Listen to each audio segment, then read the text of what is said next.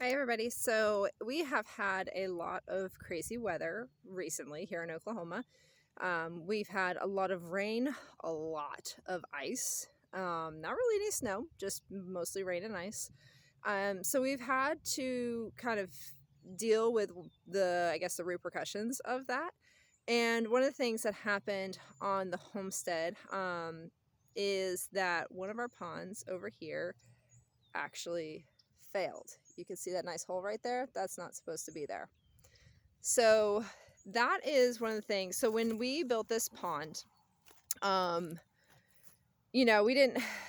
So our neighbor helped us build this pond, and it was kind of not necessarily like super professionally done. The thing about this is he'd actually built a 3-acre pond next door to us on his property, and it's very beautiful. It's very professionally done. He had like a laser level and everything else.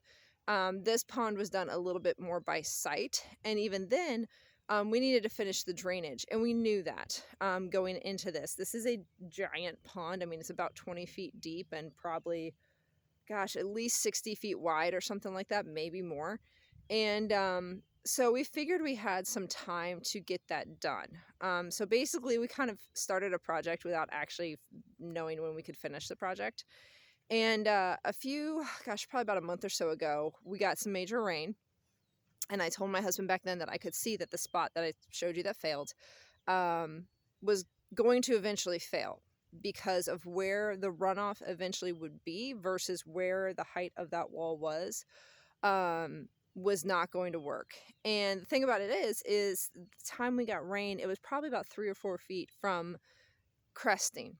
And at that point, I kind of just kept an eye on it, and we weren't getting enough runoff from the back hill up here, the back ridge up here, to actually make it go up even much higher than when I noticed that there was a problem with the way the dam was, or the way the pond was created. However, when we got tons and tons of rain before this ice storm, our pond was actually already pretty high up because of the fact that we'd gotten some pretty substantial rain and snow prior to that. Now, granted, it still had to go up probably about 7 feet before it crested, but it obviously crested. I came out the next morning after we got all the rain, and I will say, like, we've had higher wind events here, like much higher wind events here, but the amount of rain we got in such a very short period of time was pretty substantial. Like, it was loud. So I came out and I saw this pond, and I mean, now there is literally rock. You guys can't see it, but there's rock all over our field. There's tons of clay, which that's not really a big deal. Grass will grow through it. The rock we have to get cleaned up because that will just tear up tractor blades for like mowing and stuff like that. But also we obviously have to fix this hole. So as you can see right there, that's the wall on the other side. This is our hole. As you can see, it ate away a pretty good chunk of our wall. It's probably about, at the top, probably about 10 feet wide from one side, like over here to over there. Whoop, sorry, I'm trying to point over there. It's probably about 10 feet. Down at the bottom, though, it's only a couple feet, maybe 3 feet wide. Like where the water is actually running through, it's probably only about 3 feet wide or so.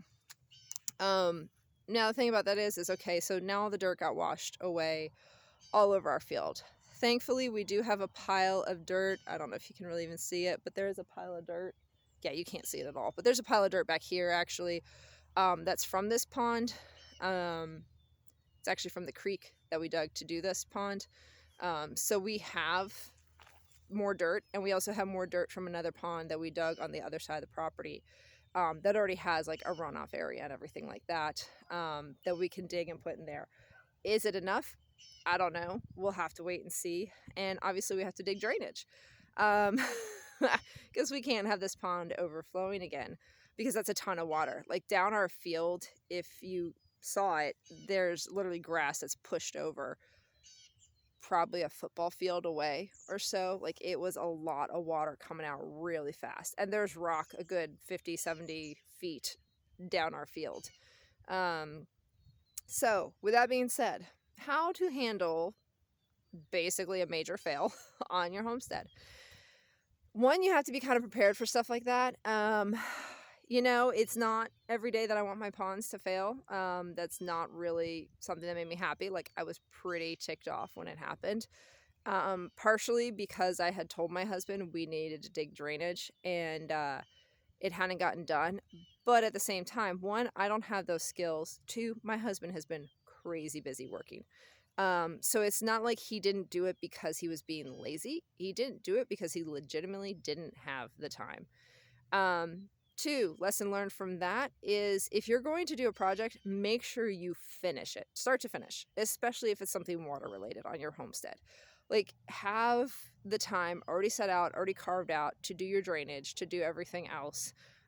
Because of instances like this, like, we never imagined that we would get this much rain before we had drainage done. I mean, again, this is our first time living in Oklahoma in the month of February.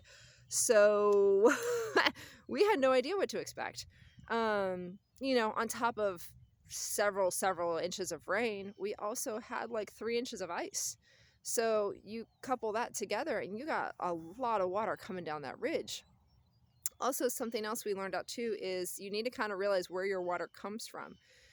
We thought this drainage was literally just kind of coming off the ridge, just pouring down, like with no real direct path.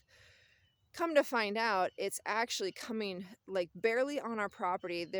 Our neighbor on this other side of us has a creek that goes through their property that's literally like a creek in a ravine. Lots of water flow. It literally comes on our property for maybe 100 feet, if that, and dumps into our field. So that's where we were getting all the water from. We thought we were getting the water from another source, and we found out we were actually getting water from our neighbor's creek. And so that's why there was so much water that went into this pond at one time, because it had direct flow from our neighbor's ravine. So you think about it, water's flowing down 2 sides of our neighbor's ravine into this one creek, and then it's flowing out into our field. It's getting a lot more water catchment than just coming off the back ridge and aimlessly going down the ridge. Also, another thing with this is don't get overwhelmed by stuff like this. I mean, I'm not gonna lie, it sucks. Like, this is not a project I'm looking forward to fixing.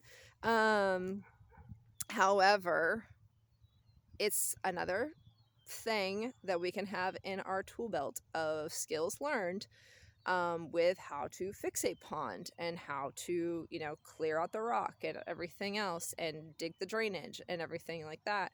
So there are lessons that we can learn from this. There are skills that we can obtain by doing this. And part of this is, I have a video on like be ready for the unexpected or something like that. I mean, this is completely unexpected, guys, to a certain extent. I mean, I kind of called it, but at the same time, like, I don't expect having to clear out and fix all that either. So it's one of those things that you just kind of got to go with the flow. You got to realize that sometimes projects and tasks come up on your homestead that you weren't expecting to do, but you're going to have to do them and you're going to have to address them. I will say that I'm very thankful, actually, that this happened when it did happen, because our sheep were down the field from this pond, but they were just to the right of it by about 50 feet. And you could see where the floodwaters from the pond went, and it literally missed them by 50 feet, like their paddock. Now, they have a large paddock, so it's not like they would have had to stay where the floodwaters were at. But had it been another day or two, the sheep would have been in the direct line of the floodwater. And, we have a lamb in there right now. And granted, I don't think it would have washed them away because they're so far down from it, but they still would have had a lot of flooding type water in their paddock in a time period where it was going from rain to freezing ice, sleet stuff. So our sheep were spared from all of that. So that is a huge thing to be thankful for there, that they were unaffected by it. But yeah, guys, lessons learned. Make sure when you start a project, especially if it deals with water, that you are prepared to do it from start to finish, and not, kind of slack off like we did and not finish it off, because otherwise it would have drained nicely into another pond, and then that pond would have nicely overflowed into another drainage that would have flowed into another drainage, and we wouldn't have a partially flooded field and a collapsed pond wall. But lessons learned here on the homestead, and we'll just have to get to work. And now I have another video for you guys. You'll get to watch me and my husband and probably some friends fix this wall. So yay! All right, guys. Hope you have a great day. Bye.